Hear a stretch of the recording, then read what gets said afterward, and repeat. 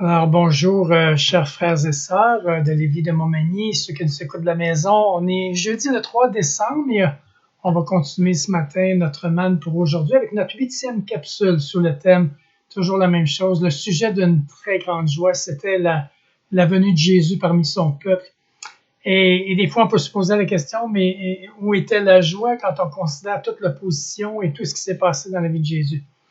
Mais faut garder les regards sur le fait que Jésus avait une joie profonde dans la communion avec son Père d'une part, et il était conscient de l'importance de sa mission et de ceux qui allaient la recevoir, qui allaient le croire en lui.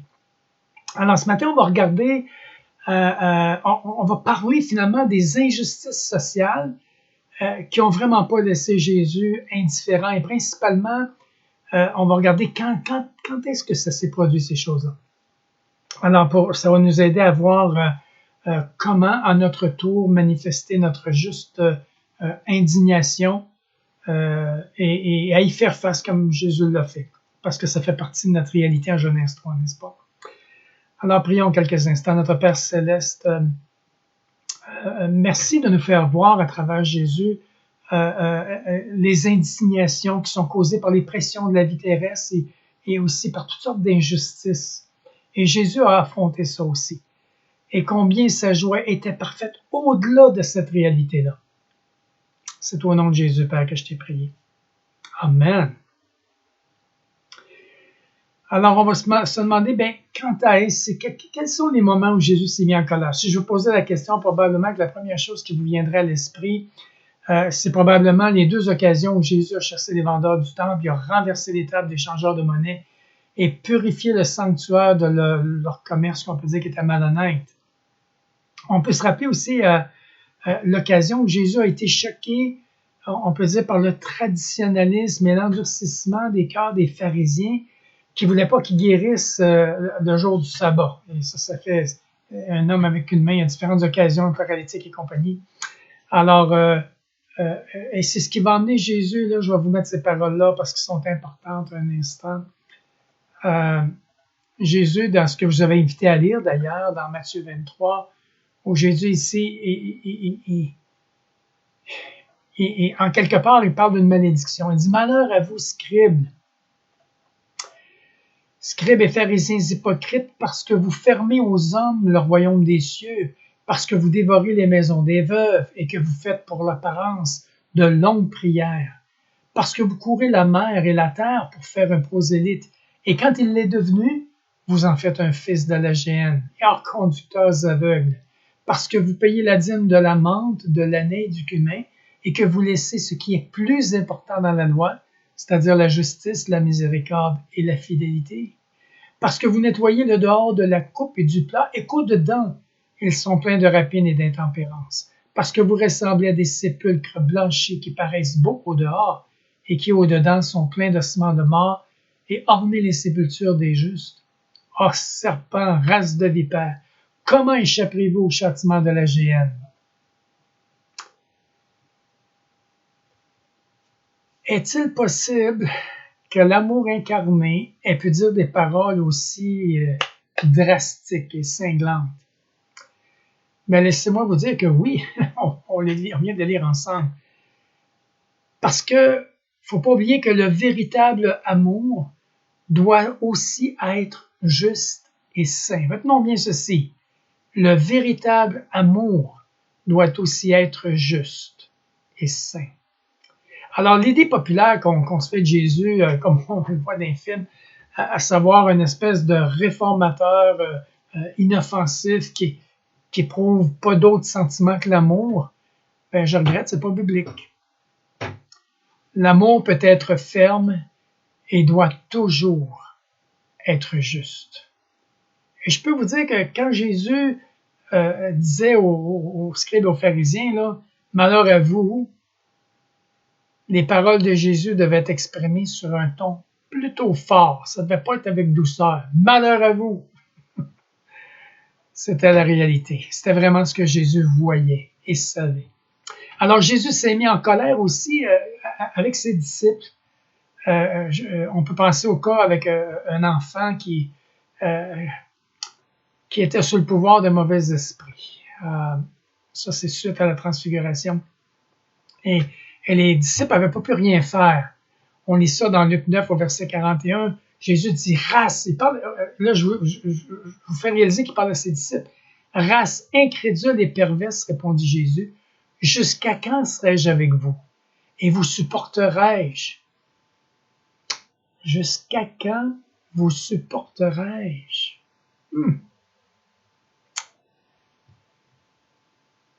Il y a aussi le reproche indigné envers Pierre qui avait repris Jésus, qui venait juste de leur révéler qu'il fallait qu'il soit mis à mort et qu'il ressuscite le troisième jour, qu'il souffre. Et on lit ça dans Matthieu 16, versets 22 et 23. Il dit, Pierre dit ça à Jésus, il dit, à Dieu ne plaise, Seigneur, cela ne t'arrivera pas. Oh là là, il se plaçait au-dessus de Dieu ici, là. Et Jésus va lui dire d'une façon, probablement avec un ton assez fort, arrière de moi, Satan. Tu es un obstacle à ma mission, car tes pensées ne sont pas celles de Dieu, ce sont des pensées toutes humaines, des pensées d'hommes. C'est rough. Jésus était aussi sensible aux injustices sociales. Il n'a pas caché son irritation quand on pense à la parabole qu'il a utilisée du pauvre Lazare qui mourait de faim à la porte du riche égoïste et qui vivait dans le luxe. Jésus a exprimé, c'est assez acerbe. Il l'a aussi exprimé directement on lit ça dans Luc 6, versets 24 et 25. Il dit, malheur à vous, encore malédiction, malheur à vous, riches, car vous avez reçu toute la consolation que vous pouvez attendre. Malheur à vous qui maintenant avez tort, car vous aurez faim. La grande question qu'on peut se poser, la colère peut-elle, en quelque part, être une vertu?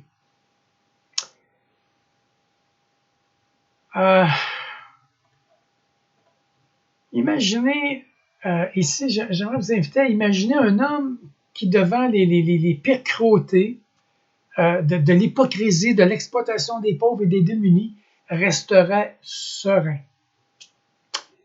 Entre moi et vous, serait-ce un vrai homme? Serait-ce un homme selon le cœur de Dieu? Ça me rappelle les moines et les gourous qui étaient venus en Inde à l'Expo de l'Inde, c'est-à-dire à l'Expo 67, qui prêchaient l'amour et la bienveillance. Et moi, j'étais jeune à l'époque, là, et je devais avoir peut-être autour de 13-14 ans dans ce coin-là.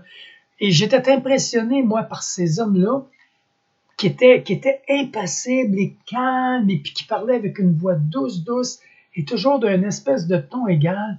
Moi, je les voyais comme des espèces de géants spirituels à mes yeux. Là. C'était des hommes un peu extraordinaires, quasiment des surhommes.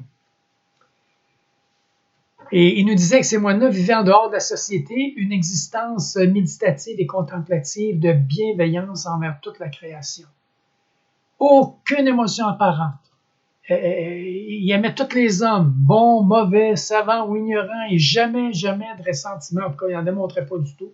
Pas le moindre signe de révolte. Même, et c'est là que je veux pointer ici, même en voyant dans leur société l'extrême pauvreté, entre vous et moi à l'Inde, là, extrême pauvreté qui était autour d'eux. Il y avait aussi toutes sortes d'injustices et de discriminations de toutes sortes dans ce pays-là. Mais ils restaient impassibles. Si vous et moi, là, on allait visiter l'Inde, on serait complètement bouleversés par leur conception de l'amour, puis de la bienveillance, là, du soin, là, quand on parle de cela. On serait probablement excessivement choqués de leur apathie, de leur indifférence qui laisse languir des millions d'êtres dans l'ignorance. Et ça à cause de leur croyance au sujet de la loi fataliste du karma. On serait indigné à la vue des pauvres gens réduits à la famine aux côtés de leurs voisins opulents sous le règne discriminatoire des castes. Parce que en Inde, il y a ce qu'on appelle les Dalits, la plus basse classe, on les appelle aussi les intouchables, et il y avait la plus haute classe, les origins, et il y a encore ça aujourd'hui, là, qu'on appelle, le mot origin veut dire fils de Dieu. Vous et moi, on serait outragés devant leur vénération des gourous déshumanisés par leurs pratiques occultes et mystiques. Là, je vous parle en tant que croyant ici. En fait, je pense vraiment qu'on se mettra en colère devant ce que le diable a réussi à faire sous une apparence de bien-être, bien spirituel, amour, bienfaisance, douceur. Mais on laisse l'injustice, et on laisse la discrimination, et on laisse la pauvreté, et on laisse le mal sévir partout. L'apôtre Paul met les aiguilles à l'heure quand dans Romains 12, 9, il nous dit que l'amour soit sans hypocrisie.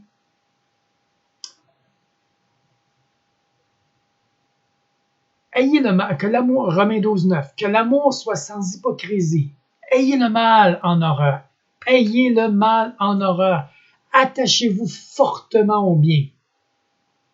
Ça, mes amis, là, c'est vraiment l'héritage de Jésus. Il a manifesté son indignation des mauvais traitements faits à l'homme tombé, exemple, aux mains des brigands, et, dans l'histoire du bon Samaritain, les brigands qui l'avaient laissé presque mort sur le bord de la route. Mais il a été aussi indigné de l'indifférence et de la dureté de cœur des religieux qui ont refusé de le secourir. Et il a d'ailleurs dénoncé ça publiquement. Il y avait le mal en horreur. D'un autre côté, il a aimé cet homme malade depuis 38 ans de la piscine de Bethesda, qu'il a guéri avec empressement. Ça, c'était un amour vrai.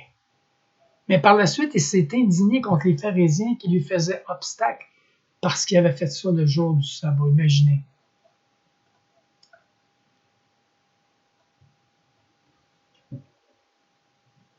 Dans Jean 5, versets 9 à 10, dans ce cas-ci, on dit « Aussitôt cet homme fut guéri ». Là, on parle de l'homme de Bethesda, là, le paralytique. « Aussitôt cet homme fut guéri, il prit son lit et marcha. C'était un jour de sabbat. Les Juifs dirent donc à celui qui avait été guéri, « Hey, c'est le sabbat, il t'est pas permis d'emporter ton lit. » Voyez-vous le cœur endurci et aveugle des pharisiens. Jésus aimait les petits-enfants. Il voulait les bénir et c'est pourquoi il a fait un reproche à ses disciples. Dans Matthieu 19, versets 13 à 14, Jésus dit ceci. Alors on lui amena des petits-enfants afin qu'il leur impose l'aimer et prie pour eux. Ça, c'est les papas et les mamans du village où il était. Mais c'est dit, les disciples les repoussèrent. Les disciples ont voulu empêcher les parents de faire ça, que les enfants viennent déranger Jésus. Et Jésus leur a dit à ses disciples, laissez les petits-enfants et ne les empêchez pas de venir à moi, car le royaume des cieux est pour ceux qui leur ressemblent. Jésus aimait les enfants. C'est aussi l'amour de son Père et la dignité, c'est-à-dire du lieu consacré à la prière, qui le pousse à chasser les vendeurs du temple. On voit ça dans Jean 2, versets 15 et 16. Ayant fait un fouet avec des cordes, il les chassa tous du temple, ainsi que les brebis et les bœufs. Il dispersa la monnaie des changeurs et renversa les tables, et dit aux vendeurs de pigeons, ôtez cela d'ici. Ne faites pas de la maison de mon Père une maison de trafic. Jésus était choqué. Ainsi, chers amis, le véritable caractère de Jésus est défini par le complexe amour de l'homme et la haine du mal. L'indignation de Jésus est la contrepartie de son amour. Vous savez, la colère peut être une vertu, une force en soi, car elle donne son véritable prix à l'amour et l'empêche de devenir seulement du sentimentalisme en soi. Elle constitue une protection, une espèce de digue contre l'égoïsme, l'hypocrisie et l'injustice. Maintenant, on va porter à penser, mais il nous est dit le contraire dans d'autres endroits dans l'Écriture, à titre d'exemple, dans Éphésiens 4 au verset 31, où il est écrit amertume, colère, irritation, éclat de voix, insulte, faites disparaître tout cela du milieu de vous. Alors, la grande question qui se pose, c'est comment concilier ces paroles avec l'exemple de Jésus en soi? Alors, pour y répondre, on doit regarder les circonstances et les motifs des colères de Jésus. On peut souligner deux constats négatifs. Premièrement, jamais Jésus ne s'est fâché contre des événements extérieurs ou encore les circonstances, mais par contre, toujours contre les hommes dont la responsabilité était nettement engagée. On sait que ça a été le cas beaucoup avec les pharisiens. Deuxièmement, jamais non plus motivé par un tort qui lui était fait personnellement. Et ça, c'est particulier. 1 Pierre 2, 23 nous dit, lui qui, injurié, ne rendait point d'injure, maltraité, ne faisait point de menace, mais s'en remettait à celui qui juge justement. Alors, il n'y avait aucune offense personnelle qui semblait le toucher. Et on peut aller voir quand il dit dans Matthieu 12, verset 32, « Quiconque parle contre le Fils de l'homme, il lui sera pardonné. » Alors Jésus dit, c'est moins grave ça. Alors, chers amis, si nous éliminions de nos vies les colères dues à ces deux motifs-là qu'on vient de mentionner, les événements, les choses versus les directement contre nous, des choses adressées de façon personnelle, il nous resterait vraiment pas grand-chose pour nous irriter. Avouons ensemble que 9 fois sur 10 ou à peu près, on se fâche parce que les choses ne vont pas comme on voudrait qu'elles aillent, ou parce que les autres ne font pas ce qu'on leur a demandé ou comme on le souhaiterait. Ou encore parce qu'il y en a qui nous méprisent ou nous attaquent. Mais je vous ferai remarquer que quand on réagit à ça, c'est parce que tout est tourné vers nous. C'est notre ego qui est blessé, qui est atteint, là. Alors, j'aimerais vous poser des questions, là. Juste quelques questions ici. La dernière fois que vous vous êtes mis en colère, qu'est-ce qui vous a irrité? Prenez le temps d'y réfléchir. Et une autre question que j'aimerais vous poser, c'est comment pouvons-nous manifester une juste indignation? Alors, je vous invite à y réfléchir sérieusement.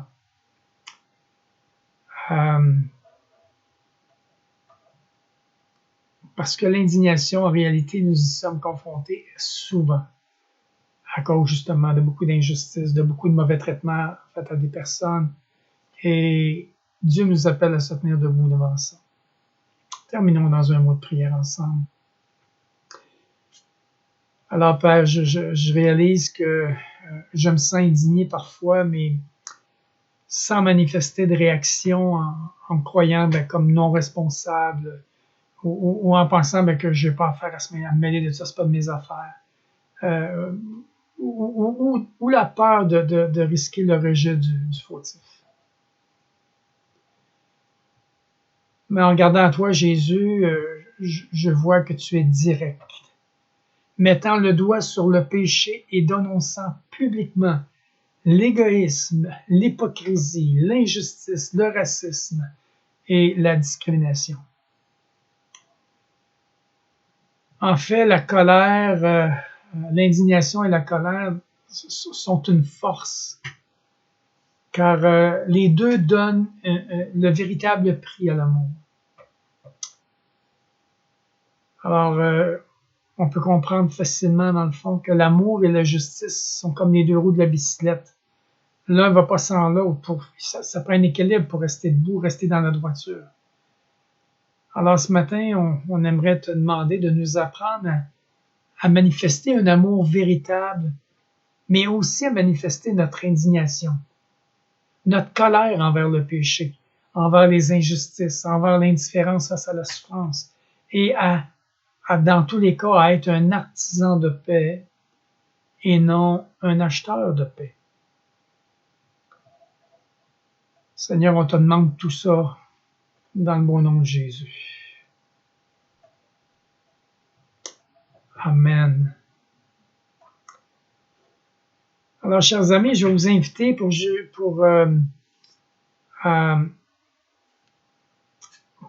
ça va être mardi prochain, j'ai marqué jeudi, mais ça va être mardi en fait, on est jeudi. On va regarder l'autre côté de la médaille, soit les raisons positives de la colère, qui va éclairer un peu plus notre conduite en tant que disciple. Alors, j'aimerais vous inviter à lire et méditer Luc chapitre 13, versets 10 à 17, et en contrebalance, 1 Corinthiens chapitre 16, verset 13 et 14.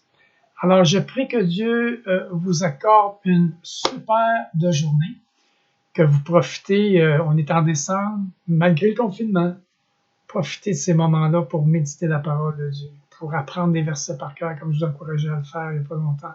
Revenez sur ces versets-là et à prier. Priez pour le salut des gens autour de vous. Priez pour que les moments d'indignation, que vous puissiez intervenir, que ça peut apporter un changement dans les vies. Dénoncez le péché. Et en même temps, ça amène les gens à se remettre en question. Jésus l'a fait. Je pense qu'il nous appelle à le faire. Que la grâce de Dieu vous accompagne dans toutes choses là-dedans. Amen. Bye bye.